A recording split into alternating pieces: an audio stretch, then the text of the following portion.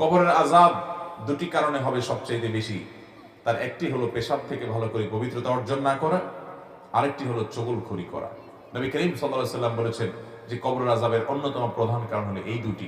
এই চুগলখোর ব্যক্তি নাম্মাম, সে জান্নাতে প্রবেশ করবে না। নবী সাল্লাল্লাহু আলাইহি সাল্লাম বলেছেন লা ইয়াদখুলুল জান্নাতা নাম্মাম, নাম্মাম জান্নাতে যাবে না।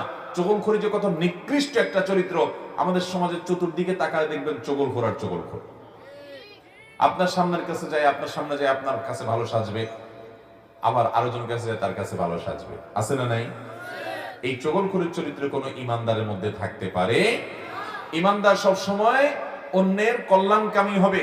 কারোর মধ্যে, দুজনের মধ্যে ভুল বুঝাবুঝি হয়েছে, সে ভুল বুঝাবুঝি দূর করার জন্য সে প্রাচীরের ভূমিকা রাখবে, যে প্রাচীর দুজনকে এক করবে। সে প্রাচীর হয়ে দুজনের মধ্যে বিভেদ সৃষ্টি করবে না, বরং পারলে সেতু বন্ধন হবে, প্রাচীর না বরং সেতু হবে। আল্লাহ রাব্বুল আলামিন বলেছেন ইন্নামাল মুমিনুনা ইখওয়াহ,